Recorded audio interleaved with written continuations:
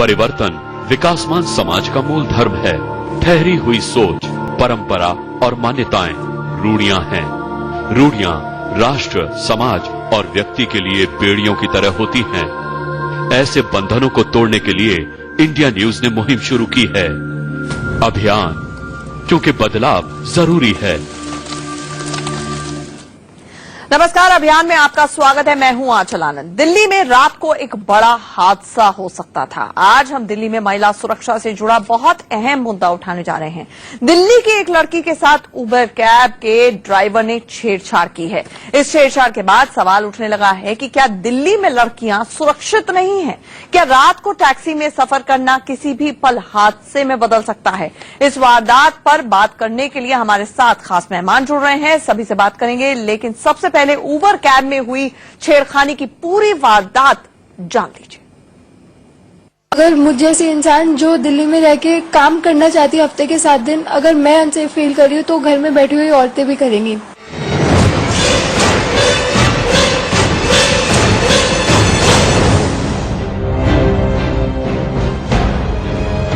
दिल्ली में लड़कियों की सुरक्षा को लेकर ये सवाल उबर कैब में छेड़छाड़ का शिकार हुई पीड़ित लड़की ने उठाया है। दिल्ली में बड़ा हादसा होते बच गया। मामला रविवार का है। पीड़ित ने दिल्ली से गुड़गांव जाने के लिए उबर कैब बुक कराई थी। ड्राइवर विनोद कैब लेकर पीड़ित को पिक करता है। लड़की को गुड़गांव में अपने एक दोस्त के घर जाना था। गुड़गांव की तरफ जाते जाते एक रोड आती है, वो काफी सुनसान सी थी। तो उस टाइम मुझे लगा कि मैं पीछे बैठना मेरे लिए बहुत अनसेफ है, क्योंकि अगर लोग भी आते हैं अंदर से मैं फंस जाऊंगी बीच में, मैं कुछ नहीं कर सकती। तो मैंने गाड़ी रुकवाई, मैं आगे जाके बैठ गई। ड्राइवर पूरे रास्ते पीड़ित लड़की से बात करने की कोशिश करता रहा। कुछ देर के सफर के बाद सफर अपने मुकाम पर पहुंच गया, लेकिन इसके बाद जो हुआ वो किसी ने नहीं सोचा था। ड्राइवर ने पीड़ित से हाथ मिलाने के लिए आगे बढ़ाया। लड़की ने भी हैंडशेक करने के लिए हाथ बढ़ा दिया, लेकिन ड्राइवर ने सभी हदें पार करते हुए लड़की को किस करने की कोशिश की। मैंने हाथ खींचने की कोशिश करी, उसने मेरा हाथ पकड़ लिया और उसने किस किया मेरे हाथ पे, और मैंने हाथ और पीछे करने की कोशिश करी तो उसने और आगे करके उसने मुझे किस करने की कोशिश करी। मैंने हाथ छुड़वाया कैसे भी करके, और मैंने अपने तीनों बैग्स लिए और मैं भाग गई। इस हादसे के बाद लड़की बुरी तरह से डर गई। उसने उबर कंपनी को मेल लिखा, लेकिन जो जवाब आया उससे पीड़ित संतुष्ट नहीं थी। आखिरकार उसने पुलिस में शिकायत दर्ज कराई। उन्होंने बोला कि आप FIR लिखवाइए। हमने बोला हम रोहिणी में रहते हैं, हम आते हैं। तो उन्होंने पहले तो सोचा कि किसी को भेजते हैं, वरना उन्होंने बोला कि आप मेल कर दीजिए, जो भी हुआ है आप मेल करोगे तो हम FIR आपके बिहाफ पे लिखेंगे और आपको एक कॉपी भी मिल जाएगी कल तक। उबर कंपनी ने अपनी ओर से कार्रवाई करते हुए ड्राइवर विनोद को निकाल दिया, लेकिन क्या सिर्फ इतना काफी था? कंपनी का एक भी प्रतिनिधि पीड़ित लड़की से मिलने तक नहीं गया। हालांकि पुलिस ने मामला दर्ज कर ड्राइवर विनोद को गिरफ्तार कर लिया है, लेकिन 6 महीने के अंदर उबर कैब में दूसरी बार हुई वारदात ने दिल्ली में लड़कियों की सुरक्षा पर सवालिया निशान लगा दिए हैं। उसका शायद ये मेरा महकमा तो है नहीं, लेकिन मैं हमेशा सोचती हूँ बहुत डेंजरस है, क्योंकि आप नहीं जानते हैं किस किस्म की टैक्सीज हैं सड़क पर। आपका कोई असल में कंट्रोल है नहीं, केवल आप कह सकते हो इधर पहुंचो और इधर ले जाओ, लेकिन किस किस्म के लोग चलाते हैं, क्या नहीं चलाते हैं, कोई एग्रीगेटर कर नहीं सकता है। तो सवाल ये उठता है कि ये टैक्सी चली कैसे। सबसे बड़ा प्रश्न चिन्ह तो यही लग जाता है कि जब केस ऑलरेडी हाई कोर्ट में चल रहा है तो ये टैक्सी सड़क पे आई कैसे।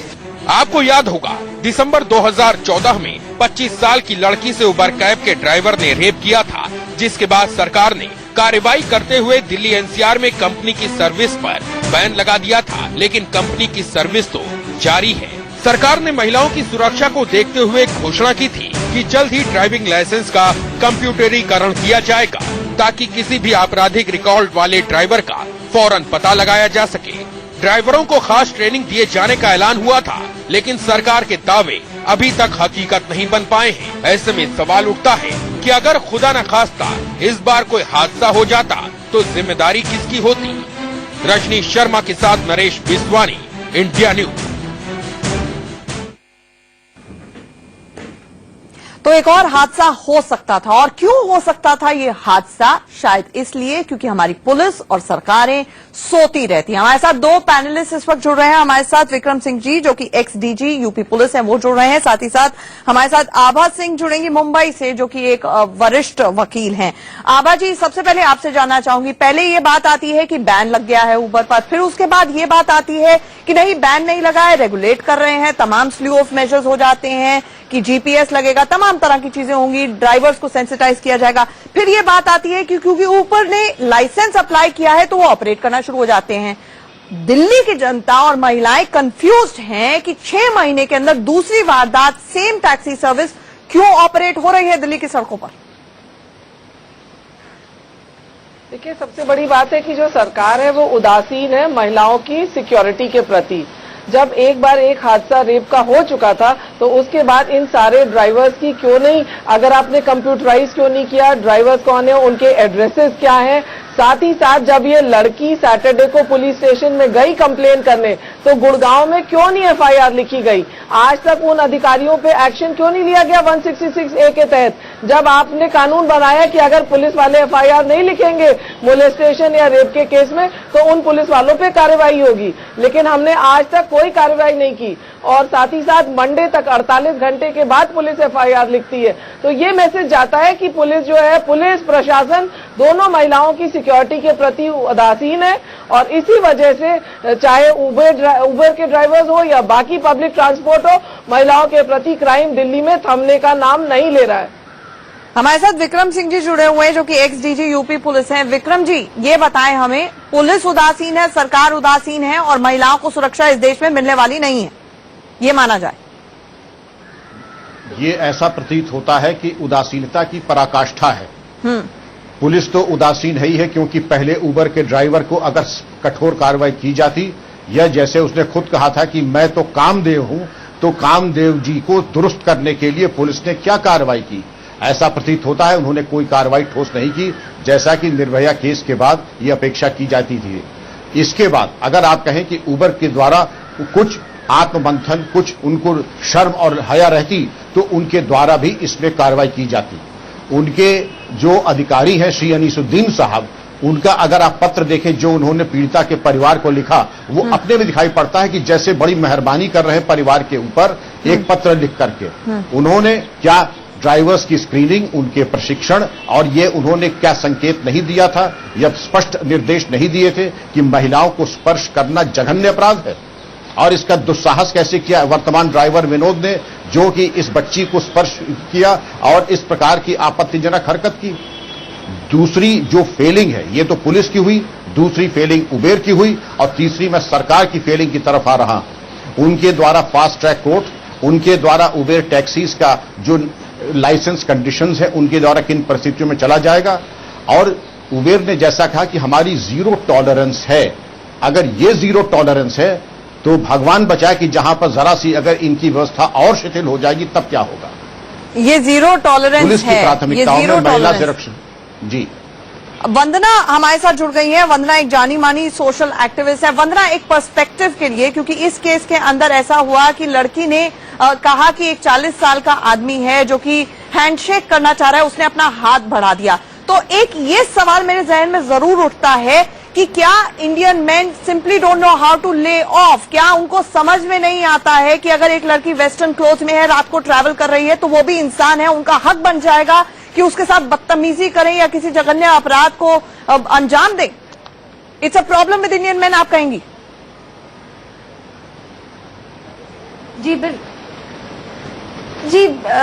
जी हाँ, सोच में कहीं गड़बड़ है। हम जानते हैं कि हम जब कानून भी में परिवर्तन आया है, पुलिस में परिवर्तन आया है, रिस्पांस टाइम बढ़ गया है, लेकिन मुझे लग रहा है सबसे ज्यादा सामाजिक और मानसिक प्रॉब्लम है, एक मेंटालिटी की प्रॉब्लम है।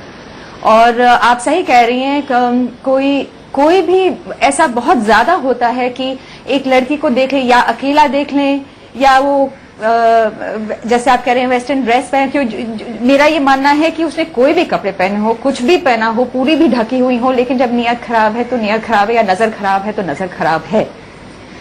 तो ये आपकी बात सही है कि हमें एक सामाजिक और एक मेंटालिटी को चेंज करना पड़ेगा और उसके लिए हमें it has to be a multi pronged approach. हम लोग बहुत अलग अलग जगह अप्रोचेस हमें लेनी पड़ेंगी। मैं एक और चीज कहना चाहूंगी यहाँ पे, वरना मैं आपके पास कुछ क्षणों में आती हूँ, लेकिन इस वक्त ये एक बड़ी खबर आ रही है। अभी जो खबर आ रही है उसके मुताबिक इस ड्राइवर को बेल मिल गई है। ये खबर आ रही है कि जो ड्राइवर विनोद है, जिसके ऊपर छेड़खानी का आरोप लगा, जो रेप की वारदात को शायद अंजाम दे देता, मॉलेस्टेशन का आरोप लगा, उस शख्स को बेल मिल गई है। आभा जी, यही कानून है तो भाड़ में जाए ऐसा कानून।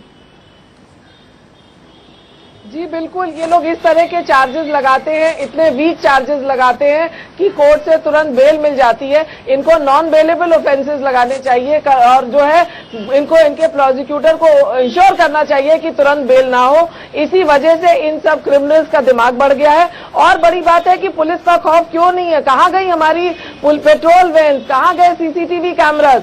चूंकि पुलिस जो है ड्यूटी सही नहीं कर रही है, इसलिए बेधड़क होकर ये टैक्सी ड्राइवर्स महिलाओं के साथ छेड़खानी और क्राइम कर रहे हैं। और कानून की बात तो है ही है, बेल तो इस तरह से दे दी जाती है जैसे कि उनका राइट हो।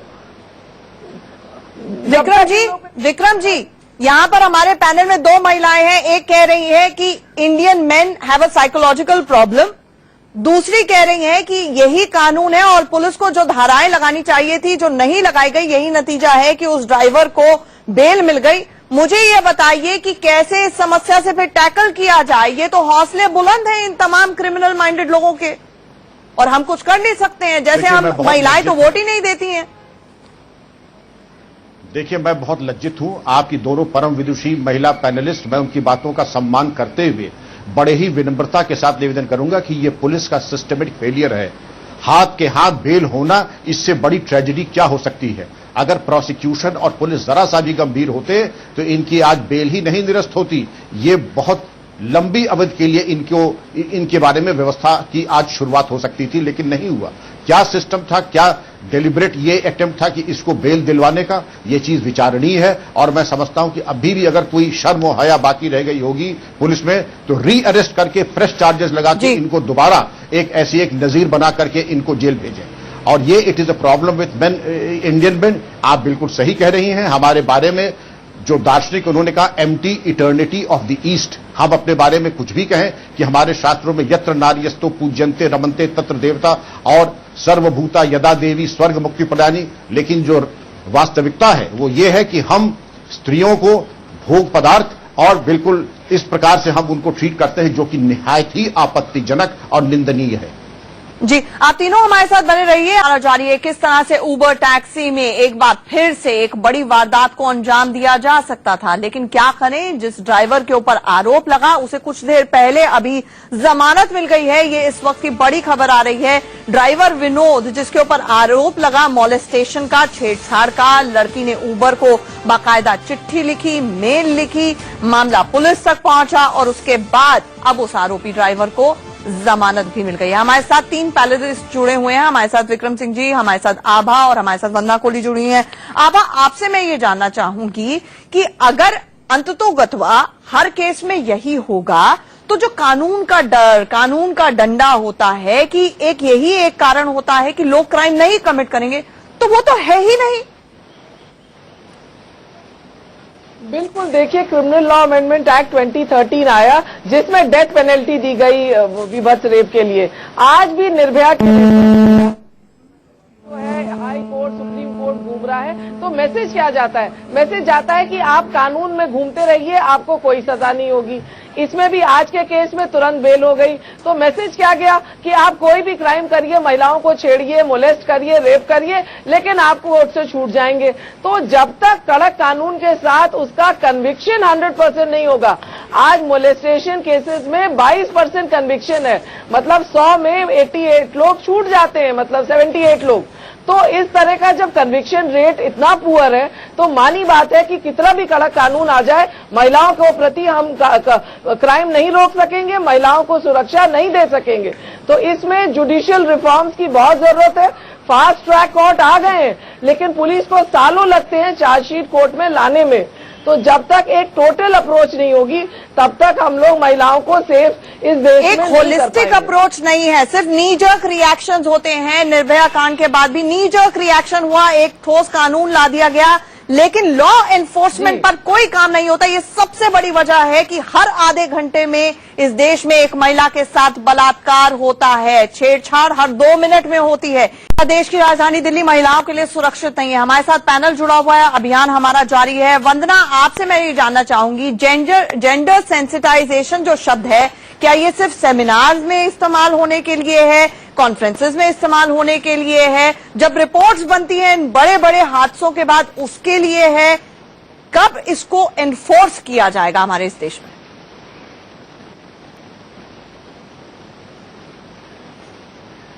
अच्छा, ये आपका बहुत अच्छा सवाल है। मुझे ऐसा लगता है कभी कभी कि gender empowerment, gender sensitivity seminars का ही शब्द है, लेकिन मैं उम्मीद नहीं हारना चाहती हूँ। मुझे लगता है, जैसे मैं पहले कह चुकी हूँ, एक मल्टी प्रोंग्ड अप्रोच चाहिए हमें, और हमें स्कूल से शुरू करना पड़ेगा और पुरुष से शुरू करना पड़ेगा। उनकी एजुकेशन पूरी करनी पड़ेगी in terms of how do they present themselves to women, how do they approach a woman. बहुत बार ये होता है कि एक पुरुष, एक यंग लड़का ये भी नहीं जानता कि एक लड़की के साथ उसको अप्रोच ही कैसे करे। तो वहीं से क्या होता है, अश्लीलता उसके दिमाग से शुरू हो जाती है, क्योंकि और उसको कोई दूसरा रास्ता पता नहीं है। लेकिन मैं आपकी बातें सुन रही हूँ, मैं एक और सुझाव देना चाहूंगी। विक्रम जी भी हैं यहाँ पे, पुलिस से हैं, आभा जी हैं, लॉ से हैं। मुझे लगता है कि हम कानून में परिवर्तन तो ला चुके हैं, लेकिन हमें फाइन्स भी लानी चाहिए, और फाइन बहुत तगड़ा होना चाहिए। फाइन बहुत तगड़ा होना चाहिए, एक अच्छा सुझाव है। विक्रम जी, बस क्लोजिंग कमेंट आपका चाहिए मुझे। आप पिता समान है, लॉन्ग पुलिस करियर रहा है, उस टाइम में अगर मैं होती, हाथ बढ़ाता ड्राइवर, मैं भी शायद हैंडशेक कर लेती। क्या आपका एडवाइस होगा, क्या इस देश की महिलाएं पुरुषों को ट्रस्ट ना करें? सबसे पहले अपनी सावधानी के बारे में जागरूक रहें। आपने बिल्कुल सही कि अगर मैं पिता तुल्य हूं तो जो ड्राइवर का बैक व्यू मिरर है उस पर ध्यान दे, वो आपकी तरफ फोकस नहीं होना चाहिए। और उसके पब्लिक ये जो ऑडियो वीडियो जो प्लेयर है उसमें अश्लील गाने नहीं होने चाहिए। और किसी स्टेज पे, जैसा कि हर टैक्सी ड्राइवर और ऑपरेटर ये कहता है कि अलार्म बटन है, जहां भी संदेह हो अलार्म बटन को दबा दें, और कभी भी किसी परिस्थिति में आकर के अपने को कम और हल्का न समझें, कमजोर न समझें। आपकी मदद के लिए अगर 10 लोग नहीं खड़े तो 100 लोग आपकी मदद के लिए खड़े हैं। और बहुत अच्छी बात विक्रम जी आपने की, कम से कम थोड़ा सा भरोसा दिलाया, प्रैक्टिकल टिप्स दी हैं आपने। हमारे साथ आप तीनों का जुड़ने का बहुत बहुत शुक्रिया। मॉरल ऑफ द स्टोरी यही है कि आपकी सुरक्षा आपके हाथ में है। अपनी सुरक्षा का खुद ही ख्याल रखें, क्योंकि प्रशासन, सरकार और पुलिस तो अक्सर सोती ही रहती है। एक छोटा